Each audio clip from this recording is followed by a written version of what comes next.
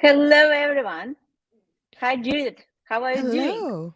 Hello. I'm very good, thank you very much. I've just recovered from COVID, so I'm Oh, thankfully a lot I'm better, really but I sorry might to sound a hear little that.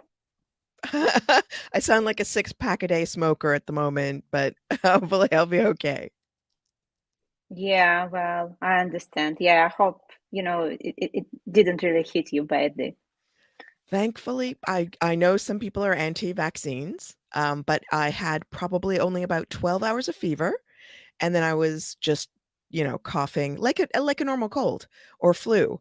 Once the fever broke, it was just clearing it out of my body. So I am much better now, though, and I'm happy, and I'm glad that it was very short-lived. So I'm quite grateful for modern medicine. Yeah, that is.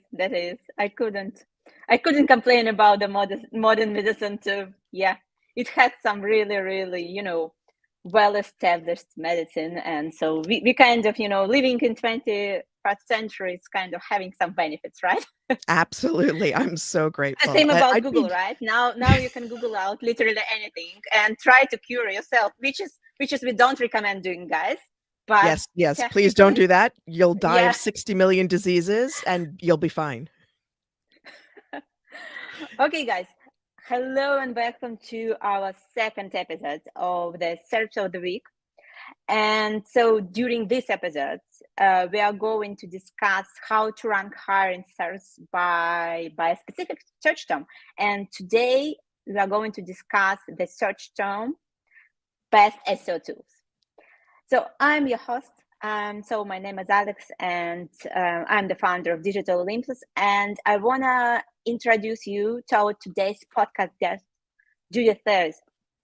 Judith is a renowned digital marketing specialist, trainer, conference speaker, the founder of the CAP Consultancy, and the co-host of the SERP Show podcast. Judith, can you please tell me a little bit about your podcast? Because I feel that we have, and I looked through it, and I think we have a lot of similarities, well, including the name. But I think still we have some differences as well. But that will be interesting to learn more and just Yeah, actually, so hopefully, you'll all go over to the SERP show and subscribe or whatever. It's been 2 years since the last episode, I think. So it's been a little while, but we have fun and we do things a little bit differently there. So that we do tend to do a lot of digging into the SERPs and we do a little bit of a risque SERP selection. I won't say the types of searches that we do here because all of the sudden you'll go from a general rated podcast webcast to an R-rated podcast webcast. So I'll refrain from that, but you can only go and see for yourselves at the SERP show. But yeah, we Julia Logan and I, that's Irish Wonder, we decided to kind of in lockdown do something interesting and fun because we didn't see each other at conferences, and that's where we discussed, and we'd go in and we'd say, hey, look at this SERP, isn't this crazy? And in fact, you and I were talking earlier just now about a crazy result in the SERP. yeah, we are And I going to cover this actually. That yeah, is a very interesting case. you'll see it's just, what happens when you go and start poking around and it's not for a client and it's just out of interest. You really start to discover the interesting bits and pieces that are lurking beneath the surface that are up there for a while and then go away, but make people a lot of money. Yes, that is very true. That is very true. I couldn't agree more. Okay, so let's take a look at our current search engine result, right? The one that we are going to discuss. So Mm, today we are going to use SEMrush, right? And yep. so that's what we see, right? So that is the current state of things, right? The top 10 results. Yeah, so you're showing shorthand.com there, but what we want Oh, to be looking yeah. at is yeah. Thank you. I guess I need to, reshare because it's always showing the specific page, right? Okay. So let me do it one more time. Thank you very much. No Okay, worries, here but we it go. just goes to show you that there's very little that you can keep hidden on the internet. So, whatever we're doing online, you can, to a certain degree, control things and hide things. And we were also speaking about that earlier, but you can't really truly hide everything, because there are tools and things out there that we can use to unpick those threads. And so once it's online, it's live and anyone can see it and anyone can start looking at the secrets, shall we say, behind it. And this is our top 10 results for the search best SEO tools, which I thought was really interesting. Yeah, well, what kind of, whenever you basically hear about best SEO tools, right? What will be your choice, Judith? Because what we want to do, right, guys? So we want to kind of see whether what we think as me and Judith as best SEO tools, they're actually overlapping with what we see on those pages, because I've done already analysis. So we can tell you briefly what we found there. Yeah. So if somebody says to me, "What is the best SEO tool?" I can't actually answer what the best SEO tool is. Why? Because each tool that I like has a different function for me. And the best SEO tool for spidering a site and just checking the technical elements are okay, scraping the FAQ schema or scraping various elements of what's on the page is different from the tools that I will use to analyze backlinks. Because each of those is a specialist tool and I use them for the specialist reason. And they're the best for me at what they do, but for someone else, it might be something else. So I'd love to hear from, people out there what your favorite, or let's say instead of best, but your favorite SEO tool is. We never ask a search engine what their favorite tool is. We say, what's the best? Like the search engine doesn't have an opinion. I know John Mueller probably does, but I have a feeling that an automated system doesn't. But at the same time, we've just asked it, well, so to speak, what the best SEO tools are. And lots of people do this search. But for me, my favorites are, for as I alluded to earlier, the spidering and scraping FAQ schema. I use Screaming Frog. So I use Screaming Frog all the time, not quite every day, but I'd say there would not be 1 week in the year when I didn't open it at least 2 or 3 times. And besides Screaming Frog, obviously we're using SEMrush right now because that's one that I'm very familiar with, and it's a really good all-rounder. And when companies ask me, what's the one tool that we should invest in, I recommend SEMrush because I think that what a company needs is a little bit different than what a professional needs. And this covers everything, but I'm always augmenting SEMrush with other tools, not because it's lacking, but just because I want a multiple different views of what's going on in whatever I'm looking at. And SEMrush is perfect for a business because it gives you everything in one place. It gives you good Yeah, visualizations and it does it. it's quite comprehensive in terms of features and what you can do, because you can do social media there as well, for instance, Exactly. besides, right, Yeah. SEO and also copywriting. So it's kind of a bundle of everything under one roof. Absolutely, yeah. And so that's why I recommend that. But and I know, I don't want to sound like a broken record, but I love links. I know you do No, too. no, I do love links as well. I'm here with you. And so, I guess for my link side, Majestic, although Majestic doesn't give me the sexy graphs sometimes I need for a client, Yeah. it gives me ones that if I tried to share it with a client would be really overwhelming. As a nerd, I absolutely love them. I love the Linktree stuff. That is amazing. It gives me in-depth analysis and it enables me to say, oh, look, somebody be using a PBN out there. Yeah, Uh, that is a very powerful feature, actually. Even though, like, I'm not the biggest fan of Majestic interface, that is my problem as well. Most probably, I love beautiful things, and actually, both Ahrefs and SEMrush, they spoiled me, right? So they yeah. kind of spoiled me with giving me, those interfaces, and now I have very high expectations. Exactly. And, I always say no tea, no shade on SEMrush and Ahrefs for their link data. Both of them have unique link data that's separate from Majestic. But Yes. I like a diversity, as I said, of data sources. I am of the old school. I am old. I am really old. And so I'm from the old school of, you know, back at university, we couldn't just cite one source when we made a statement. We had to have multiple sources to back ourselves up. So I'm of the old school of, I don't just want one data source, I want three. So, Google Search Console is one of, I go in Google Search Console more than I go By into the way, GA. Judith, am I right that you are Canadian that moved to London, right? Yes, How I many am. ago did that happen? Ooh, so I moved across to the UK in 1996. Okay, I have a tricky question to you. Okay. How do you call this dish? Okay, I mean, now you have some options, right? oh, do I phone a friend? Oh, should I ask the audience? Oh my Well, God. we can try, guys. Guys, how do you call this, right? Yeah, So yeah. if you're listening to us, that will be brilliant to hear, right? What do So you think? And in do this order now, it's your choice.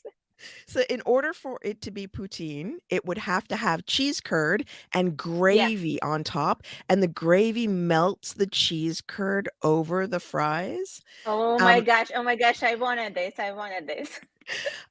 French fries tend to be the thinner potato chip. So you've got thin fries here, so that would qualify as a fry, or some people would call it a French fry, but maybe not in America where they're called freedom fries. Sometimes that was a phase they went through. And in the UK, chips are thick and chunky. They're things that you could dip into gravy and like Ah, eat, and unless you triple cook them, they're going to be soggy messes that you have with your fish. So each one has a specific connotation, and the picture that we were shown, the closest that it would be to French fries, but I have a feeling that okay. it would be probably none of the above, because it's not quite French fries, definitely not chips, and it's for sure not poutine. Okay. Okay. Cool. And we also have, well, actually, Maria, no matter what it's called, we love carbs. Definitely, Yes. right? Well, the next show will be about most probably cooking, right? So not SEO, we have to do about, our favorite dishes, maybe SEO favorite dishes, right? Yeah, wow. You could have like an SEO's cookbook. No matter what, we all love carbs. I mean, some of us do low carb. Some amazing SEO personalities do reduce their carbohydrate intake in order to ensure that they keep a svelte figure. Clearly not me. It's a lot of effort to maintain this body. Yeah. Um, Oh, and when you're getting older, it's harder. It's harder. That is the problem. oh gosh. For Oh everyone gosh. who ever said your body changes after 50, and I was like, "Psst, yeah, right, for sure. Tell me another story." It's true. It's true. It does change after Sad. 50. That is true as well. Yeah. Oh So my gosh. we've been talking about SEO tools. So those are my favorites. So that's Majestic, Google Search Console. Obviously, I'm in more than GA. Majestic, SEMrush, and Screaming Frog. Those are my top faves. I still, I really appreciate Ahrefs. I think that Ahrefs do an amazing job. Kemper's link. What is it? Link research tools. Link, Yeah, link link research research tools. tools. Yes, that is, well, whenever you need to, basically you've done something completely wrong with your backlink profile, right? Failed it, kind of buying links on Fiverr, right? It's kind of, that type of things, and so on, right? So link research tools is the one to go. There you go. There you go. Bing has an Okay, answer. didn't have an answer. Okay, it's So kind of so nailed it. Moz, interestingly, I don't use Moz anymore. I used to use Moz a lot, and I had a subscription to Moz. I had a grandfathered subscription, and it hurt to give it up. But of all the tools that I had access to at that point, Moz was the one I was opening least often, even when I needed visualizations for decks for conferences or whatever. Moz was just one that I ended up not opening as often as other things. And I noticed that Bing, naughty Bing, used the old version of SEMrush as with the SEM in capitals and then Rush. Bad Yeah, Bing. that is not good. By the way, about Moz, I just want to add something since we kind of talking about links a little bit. I know that still a lot of marketers, they are using domain authority. which kind of, still, I'm not pretty sure whether it's still relevant or not, just because as for me, right, all those metrics like domain authority, domain rating, authority score, you can name it in very, very different names, but they're all made up. So they are not really real, right? So people are kind of looking at this saying, oh, that is a good side, that is a bad side. But in reality, they don't really mean anything. Unless we are really talking about really legit businesses, right? And so the ones that have been on the market for quite some time, right? Because it's so easy to fake those metrics as well. I've seen a lot of websites, right, that been able to fake those metrics quite easily with having only a few links, right? Oh yeah. Just I think because the flaw is that they were trying to give an indication of how Google might be looking at a backlink profile. yeah, And but then not bloggers necessarily caught it's true. on. Oh yeah. I mean, I buy a lot of let me rephrase that. I We need kind of compensate remove this. I compensate many writers for the effort that they put in to writing a piece for their website about a client that is compelling Yeah. enough to ensure that their readers will want to click through to the destination website. So I mean, we throw around the term, oh, I buy links. I actually don't buy links. I buy access to the audience that has already been built up. And my expectation is that they will send me traffic so that I can get some sales. And that's the focus. So I glibly say I buy links, but I'm really not. I'm paying for an advertorial. It's called paid sponsorship with Yeah. some influencers. Absolutely. Because they built up their audience, they put all that effort in, and they hopefully didn't buy all their followers. And so hopefully I'm going to get some traffic for my client, and it has worked. I have managed to earn money on links or content placed, not just links, but content placed, where people then come to the site because the piece has been written well, and they visit the client and then they buy from the client. So because we track all that stuff, so it does work, and I do appreciate the effort that goes into links. And my favorite X tool was Link Risk. I loved Link Risk, the visualizations, the work that they did, the but effort I think they are right in. now rebuilding something. They're building something new. So Yeah, absolutely. They are building something new. I loved that tool though. It did so much heavy lifting though. It really worked hard, that tool. And they worked hard classifying links. And I get that SEMrush is doing that now as well. So they're working very hard on classifying links. Moz with the DA and PA are not doing the same job. But bloggers there's an easy way to game the system. And that is just comments, links, sharing links, getting links. And there are groups on Facebook for nothing other than gaming your DA. So it's actually not something I look at when I hire a writer, shall I say, to produce content for their own site. I look, interestingly enough, at SEMrush. I look at the keywords they're ranking for. I was about to ask about this. Yep.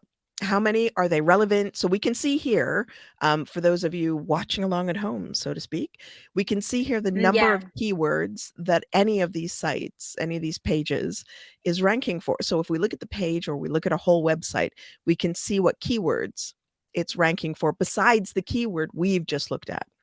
So we looked at best SEO tools. We can click through and we can start seeing everything. So here we see PC Mag. We can see that there's been fluctuations in how much and how high their rankings are, what keywords they're ranking for, but we can see if they're relevant. And if they're relevant, the keywords, then I'm happy to pay for content. I've had approaches by bloggers for, I don't know, let's say I had a client who was into the quit smoking, like they wanted to help people quit smoking in the States space. And I had a blogger approach me and they ranked for Weight Watchers and Slimming World and things like that, but nothing to do with smoking cessation or quitting smoking or anything like that. And it's really difficult for me to justify that because they're not going to have the readership that's necessarily interested in quitting smoking. And as an appetite suppressant, they won't. Yeah, I just want to add something here that basically in SEMrush, right, and the same in any other tool like Ahrefs, for instance, you can basically see the pages, right? So instead of just, digging through all the keywords, right? So if you go to just positions, right, you just need to dig through all the keywords by which a particular domain is ranking for. But there is a quick kind of tip, right, walk around. What you can do, you can just look at the top page that's generating traffic. And if those pages are relevant to your website, right, that is basically a green light for you, right? So you can go with this choice. Totally. Absolutely, yes. Yeah, I use it for competitive keyword analysis as well, although that's totally outside the topic of today's Yeah, yeah, podcast. yeah. Okay, we need to get back. Well, by the way, so about right the current search engine results, right? Because we promised to tell you what kind of right tools are Yes. featured there, right? So what we have. So PCMark, SEMrush most powerful advanced website ranking, cloud. TW Finder, Ahrefs, Deep Chrome, Majestic Search Metrics, Link Research Tools. I think all of them are familiar. Then what we have on TechRadar, right? The next one. SEMrush, Moz, Ahrefs, Majestic, Spyful, Screaming Frog. Google Search Console. Well, what a surprise. Google Ads, Keyword Planner, Google Optimize. And then finally, SEO Quick. By the way, that is a free one. It's a toolbar, good one. Then on Forbes, what we can find. SEMrush, Ahrefs, Kiwi Finder, WooRank, SEMrush, Bright Local. Finally, Oberlo. SEMrush, Ahrefs, Google Search Console, Kiwi Finder, Moz, Uber Suggest, Answer the Public, Spyful, WooRank, Majestic, Google Trends, SEO Quake, Sideliner, FatRank, SEO, sorry. Keywords everywhere. Well, I learned a lot of new tools actually. Screaming Frog, SERPs.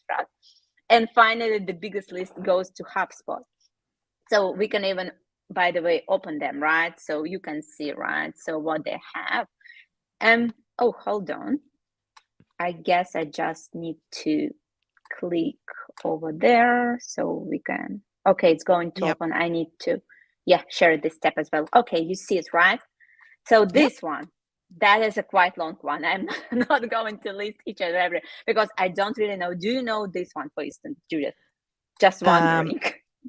I have UpCity Internet Marketing Ninjas tool. I mean, I know the Internet Marketing Ninjas, but I have not tried their tool yet, No, the Internet yeah, Marketing because that is Ninjas. an agency, right? I know that they're an agency, first of all. That is, yeah. And the Upmarket I haven't tried, or sorry, UpCity I haven't tried either, the free Yeah, me SEO too. report card. Yeah, well, there are plenty that I've never heard about, actually. Thank you very much, guys, for educating me. So yeah, well, you can see everything, right? So basically, that is what we have. But I think to sum this up, right, in terms of what we've been able to find, I think the main idea that since a lot of those websites that we have of their page, they are very they are actually affiliate ones, so they have affiliate links. So the kind of the choice, right, of tools is more based on the current affiliate programs, right, rather than their capabilities and how well they work. For instance, Forbes, they only have tools that actually have an affiliate program. So basically, right, so to sum this up, right, if you want to guys end up being listed on those, on those pages, what do you need to do, right? You can launch your affiliate program. That is very easy. And I think, by the way, at the end of the day, if you don't really need rank well by this particular keyword that is not really kind of a life changer for you in terms of your business, right?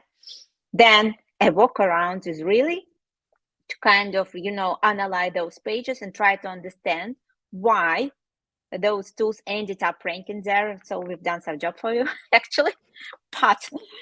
And so then, right, at the end of the day, you just come to them and say, hey, we also have an affiliate program, very good one. So whenever you're going to rewrite this page to keep it up to date, and they are going to rewrite this page, right? Just because content should be up to date, right? By the way,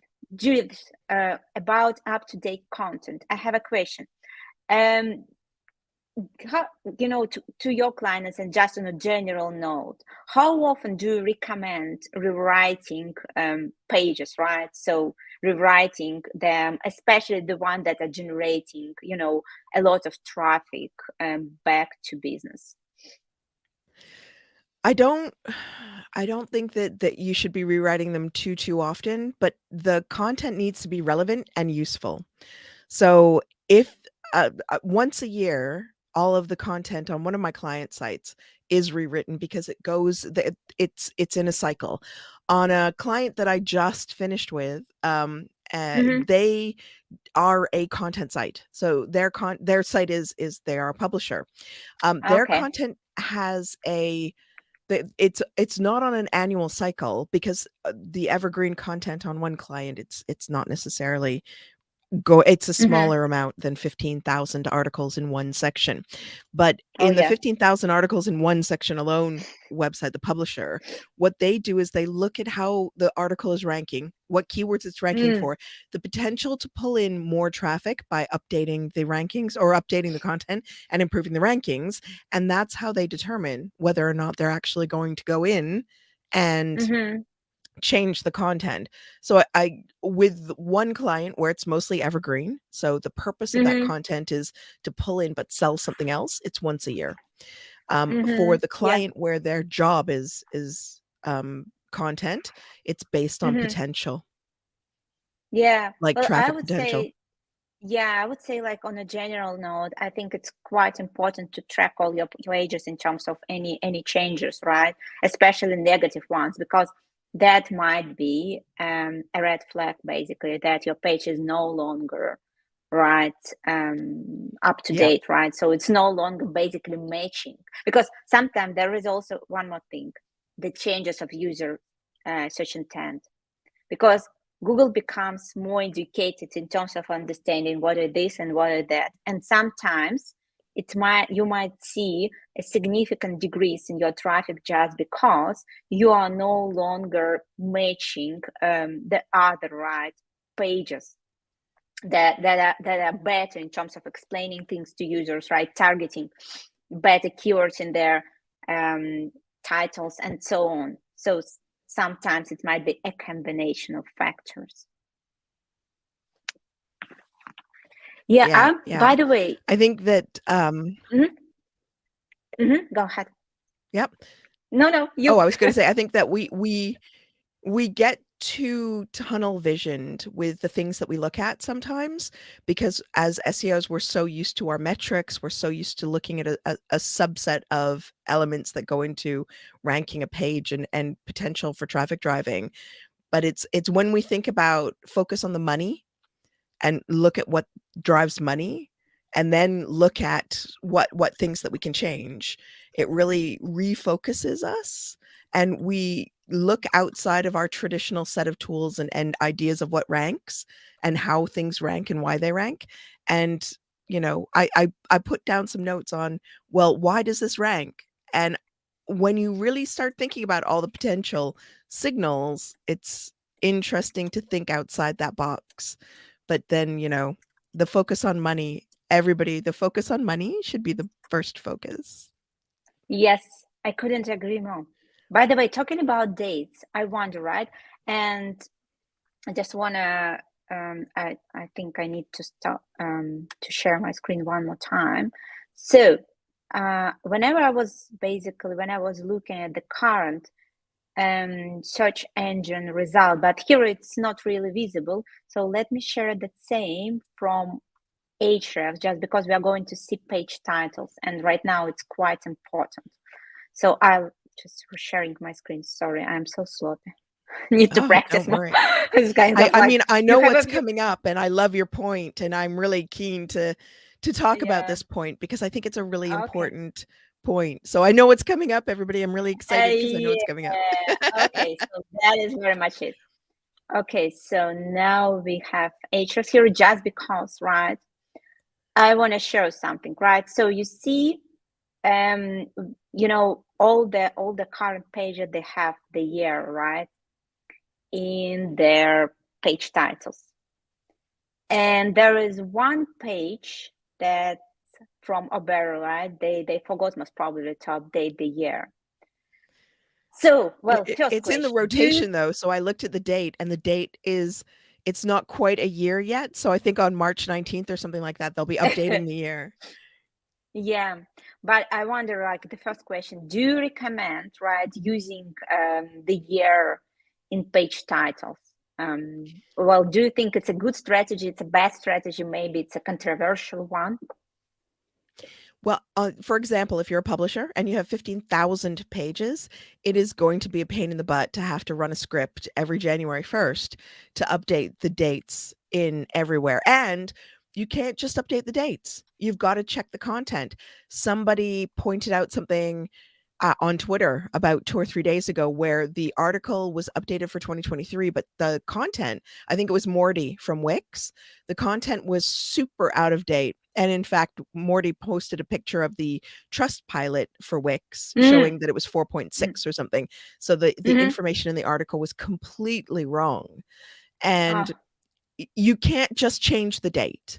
You have to update the content and make sure that it's relevant. So where we see here the 2022 date, at this point, Google is going to start saying, well, you've had 3 months, not quite. You've had 2 months and a bit to update the date. You still haven't, and you can see where it starts like going, I'm not sure. Down, Yeah. up, down, up, down, up. Ooh, I'll trust you for a bit. Trust you for a bit. It's been a rough February, so we'll trust you for you know what? It's March 1st. You haven't gotten around to it. Slack off, lazy people. Now we start to punish you. So you can see how it gets to a point and it just it starts from tumbling. January, and basically, they're kind of losing their positions, even though, right, the whole. But it pops back up and then it goes down and then it pops up and then it goes down. Yeah, but it's still, they are no longer the top 3. That's, the problem, right? So whenever you're kind of losing the top 3, because there are a lot of fluctuations in the top 3 even, right? But whenever you're kind of going basically below the top 3, that is the problem. Yeah, and if they update their content as well as the date. I think they have quite a lot of potential to be right at the top results, because what do they have? They have a very good domain rating, right? So very competitive one. Then what they have topical authority, right? And I think in this situation, it's quite important to have it. By the way, do you think, right, looking at the current search engine results, right? So I wonder about, well, I actually have a question about topical authority, because I start, whenever I look at such search engine results, I start to question actually a little bit the importance of topical authority, because what we see, right? We see that TechRadar, PCMark, and Forbes, they outrank HubSpot, G2 as search engine journal. So, well, yeah. Why do you think it's happening? And whether, at some point, topical authority is not such a big ranking factor, or it's not really, like most probably something that we have to be so concerned of? So I feel that topical authority for me, and don't forget I'm old. Remember, I'm very old. I've been doing SEO since before it had a name.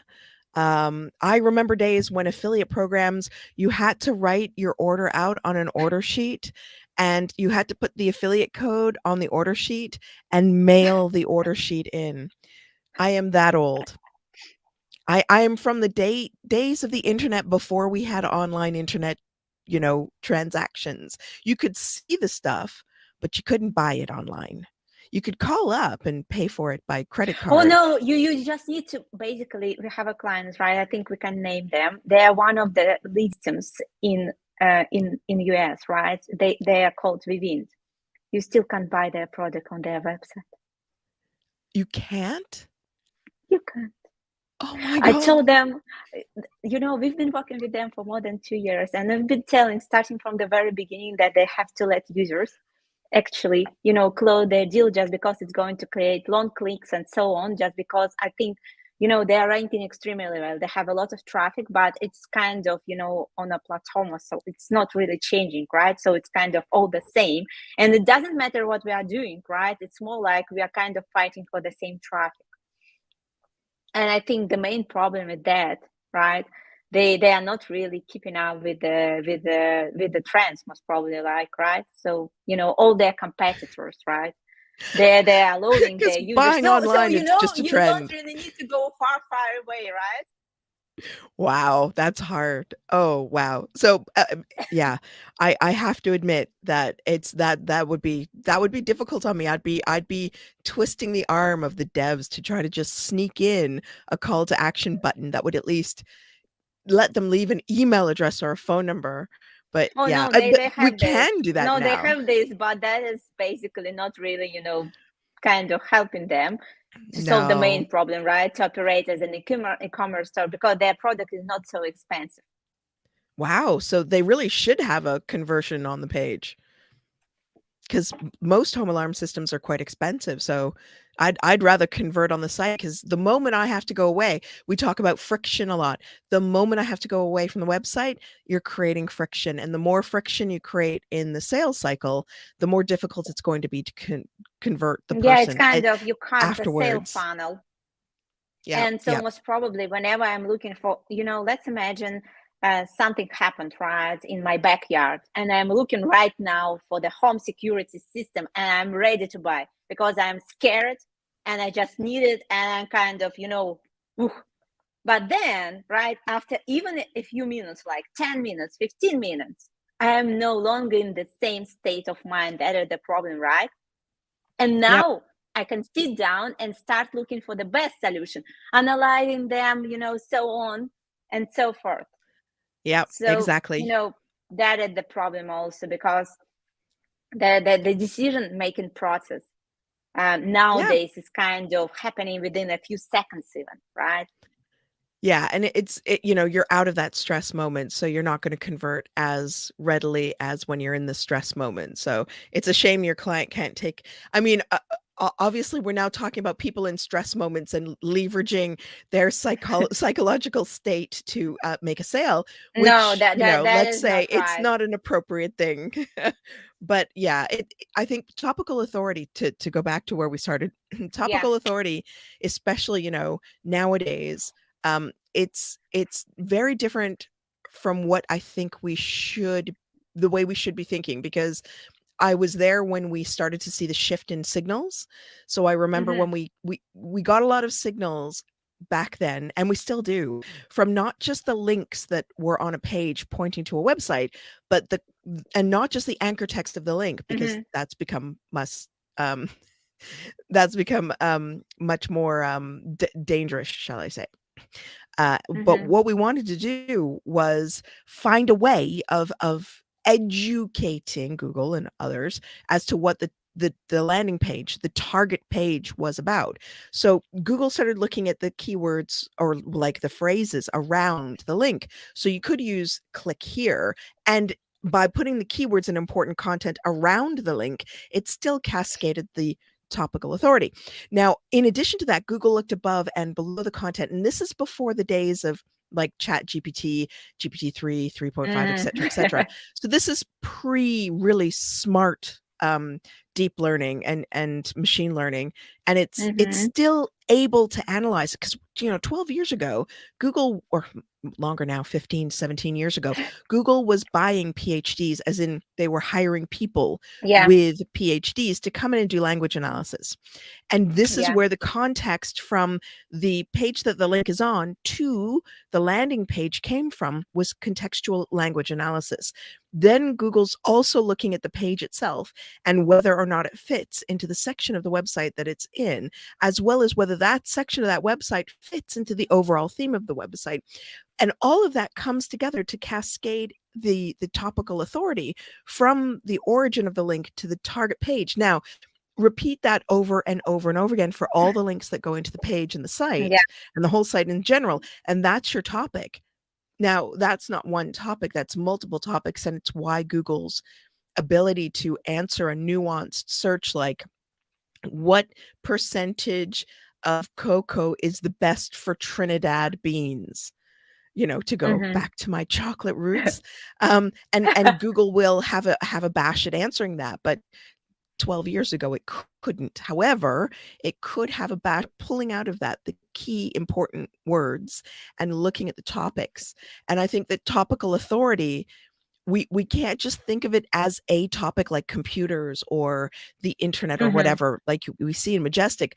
I think we have to think about it in terms of topicality or topical nodes or Mm-hmm. topic nodes that a page itself is relevant for within a website as a whole. So I would really love to get us away from talking about DA, PA, TP, all the other Oh, acronyms there, for. we could talk for ages about this, because there are a lot of people that will come to us and tell us, okay, no, that is no longer relevant. You have to rely on this.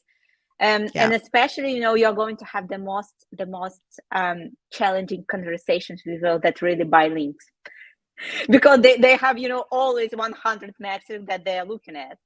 Just for me, Yep. always kind of, I start to question all the things, because for me, right, whenever I look at the website, I kind of rely on a few things. So the first thing, whether it's a legit business, right? It's a real business or not, right? That is the first thing. If it's not a real business, I just wouldn't consider this website, because I don't really want to get a link from something that I don't really understand. And Google also hardly understand this, most probably, right? That is the third thing. So you don't really need to have all those 100 metrics if you kind of come down to, basically very, very straightforward way of evaluating websites. That is the same whether you want to go to a shop that is not really selling something, kind of fake, selling only fake stuff, right? Most probably no, right? So you're going to the real authorized reseller to buy a new iPhone, right? That is the same. So the logic is the same. And then for sure, you have to look at kind of the number of referring domain they have. So, you can use domain authority, domain, whatever it is, just to understand, right, whether you need to put some time and effort in getting a link on this one. That is more about, investment versus, your time. So, and the next thing is for sure organic traffic, right? Keywords, you can take a look at how relevant they are as well, right? That is very much it. Yep, That is very, as for me, absolutely. right? You don't really need Yep. to go too deep into details, spending days and nights looking at those websites, creating some crazy tools.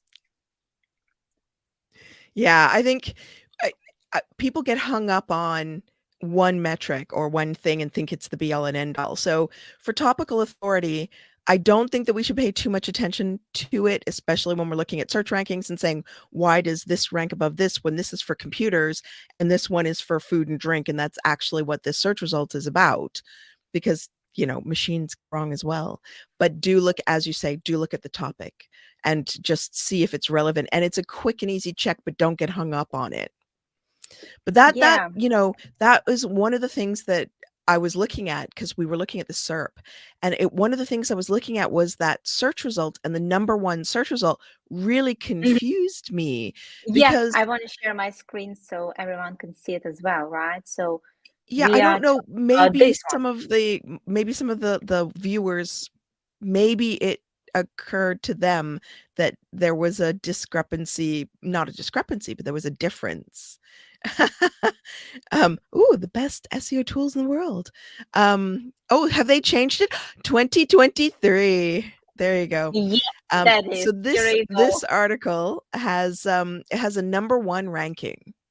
It ranks above, as you pointed out, when we were chatting, Search Engine Journal, which you would think, as far as like relevancy to the topic goes, theoretically, as it has the word search engine in it, and we're looking for best SEO tools, you would think it should rank higher.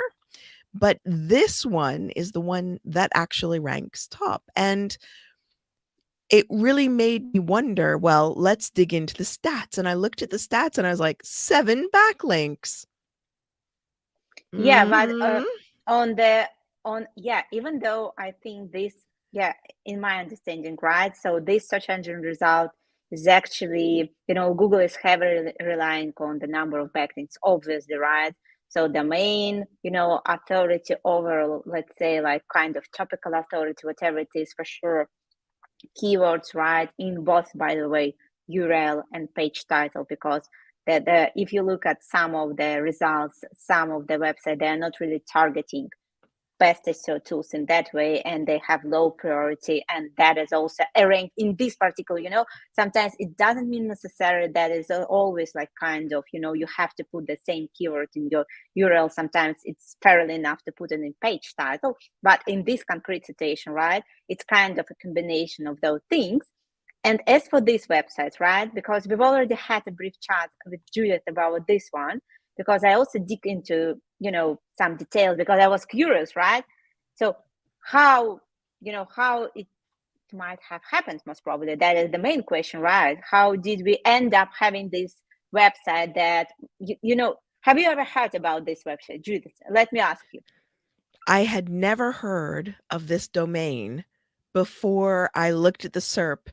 And it's funny, I didn't even notice it at first because it wasn't on my radar as a real domain, and it was ranking top. And so I didn't trust it instinctively because it was an unknown domain and it was ranking For me top in as an well. incredibly competitive SERP. And there were people in there I knew and trusted would have relevant information, like Search Engine Journal, like PC Magazine, et cetera, and this just random out there crazy SERP, crazy URL pops in at number 1. Has And then you very, look at the numbers. by the way, I try to read their content, and the copy is kind of, oof. No, it's not a good copy. It's just a rewriting of everything. By the way, this website is actually kind of a tool, I would say, right? So if we open their website, right? So and let me open it here, for instance, right? So if we do the following, and we just open their website, right? So it's kind of a publishing free tool, right? So what it's written is kind of a leader of something, whatever it is, right? So basically, it's not really something strictly related to SEO, but partially for sure, we might say that this is relevant, right? So what else we know about this website? Because I saw that actually they have a lot of backlinks, and I kind of okay, but if if they are so popular, I mean, like a website that actually has so many backlinks should be kind of familiar to me, right? Or I'm not Yeah. a real digital marketer, so I start to question myself. It's like kind of maybe I'm not a digital marketer, nor I should kind of go to business owners. Maybe I don't really know, right? So to what kind of tribe I belong to? If you can't really know the top two, nowadays. Okay, so next, what we did with Judith, right? We looked, and that requires one more time to share. So we started to look at their top referring pages, right? So that is a great wrapper that you can find in Ahrefs. I'm not pretty sure whether SEMrush has it or not, but the main point here is that you can filter out all the kind of the most influential links, right? Because that is kind of a rating of each page, right? So how influential a particular page is. And what we see here, right? What kind of,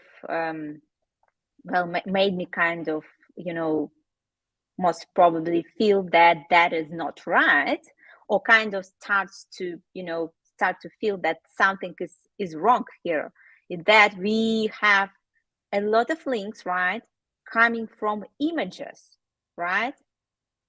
And it turned out that is the most interesting part. So basically they operate like a publishing tool, right? So basically anyone can go there, create a visually appealing page, and that is actually their selling point, right, for free of charge. And then you can tell your server, look at this page, basically take the content from this page, right? And this content, this visually appealing content, will appear on your page with a small thing. Which one, Judith? I love that link strategy. It's like Stacey McNaught's link strategy on steroids. You know, Yeah, let's get a whole kind bunch of of. links from images. It's beautiful. Yeah. I mean, it's like when the oatmeal did when he was working for Moz and did that tool, I think it was a calculator of some sort, and it basically Mm. just had a SEO tool backlink on it, and it was so popular, it got put everywhere, and then somebody got a penalty because of it. But like, it's But like that was so beautiful, right? you're too successful, you're gonna get a penalty. So I feel like shorthand might end up with a penalty because we've just like, I don't know who's watching this, but you never know, and it could be like somebody at Google going, yeah, you're right. That is This quite doesn't interesting because, smell. This but smells that, fishy. yeah, but there is one more thing about those images, right? Because they put in a hidden footer. And we all know what Google One more thinks about story to hidden things. shorthand. Yeah, well, I used to remember, my husband, he used to actually, it was like 30 years ago, right? When Google was, quite easy, it was quite easy to fool Google. And they were basically somehow getting access to some websites and putting hidden links, sidewise links in footers. So it kind of reminds me the same strategy, right? Ah, So those were kind the of, days. you put, oh, that was the days, right? It's kind of, it was working like charm, just putting the exact match anchor, right? Yep. Oh That yeah. was very much it. Yeah, and you could That rank so nothing else. cheaply. But that was like 2012. That was pre-2012 because I think wasn't 2012 when we first got the first penguin penalty, which was a Mm-hmm. separately run algorithm. So yeah, those were the days when we could do anything we wanted. Nowadays we have, and I mean shorthand, it's, there's no way it's going to rank well for a long time. Yeah, that was my Eventually feeling it's as going to well. get I rumbled. think, Google will kind of give less for just because, it might end for some time, but at the end of the day, it's not a sustainable strategy, right? And basically, right, websites like Search Engine Journal, HubSpot, they have, way better, let's say, like reputation, right? It's very important to have a very clean and transparent reputation. And your reputation actually is your backlink profile, right? That's Yep. that's your business card, basically. Yep. There you go. Judith, 2012. yeah, exactly. Well, it happened. Judith, Yeah. I want to just, to our listeners also to sum up quickly what we've discussed so far, right? And what do you think, talking about the current search engine results and just on a general note, right? What kind of ranking factors are the most important ones? So, people that listen to us, right, can make some notes and also act accordingly. Yeah. So I think, we've really tucked into the links. And I do firmly believe in links. And also what I mentioned about the contextual placement of links. If I drop an irrelevant page with irrelevant content on an irrelevant website, I am not going to score big on that link placement. So, the old spammy insertion of links is not going to work anymore. And it hasn't for years.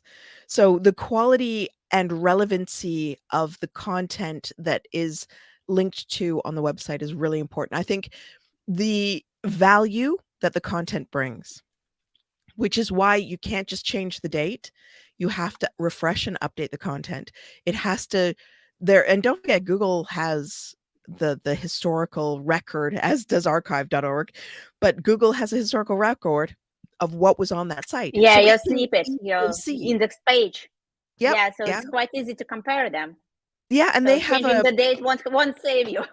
yeah, no, and if they see that you change the date but not the content, and it's super easy analysis, then you're less likely to win. So the content, if you're going to update the date, update the content, make sure it's relevant, it's helpful, it's truthful, it's trustworthy. If Google can't see signals that it's being sent, that this content is trustworthy and relevant and valuable, and that it's going to add something to somebody who finds it, they're going to push you down. And no amount of link buying is going to be able to result in success because the content itself is not worthy. And Google can easily Yeah. see that now. So, I mean, probably, you know, we the most important, but not we haven't spoken about it, is accessibility. So like making sure that your website's technically accessible. And when I say accessible, I mean not just to search engines, but people, right? So, you yeah, know, so you whether can you're, navigate through pages, right? And yeah, so I mean, like, I just want to something add on top of what we discussed, because guys, if you don't really have, good content, the one that is structured well, really answering user questions and so on, and depth enough and competitive enough, for sure, if you know how to build links, you can close this gap with the help of links. But trust me, that is an extremely expensive exercise, which is not going to bring to long-term success. So, one more time, it's way easier and, way, way kind of greater making sense for me, right? To make sure that your content, right, is competitive enough, right? And then only start building links. Don't change the order. yeah. Oh, yeah. Whenever I write out proposals for clients as well, and they want a full stack proposal, it always starts with technical, then content. And I even put in the proposal, I say, you know, until these other things are tackled, it would be pointless to start building links because you're just throwing, you know, good money after bad.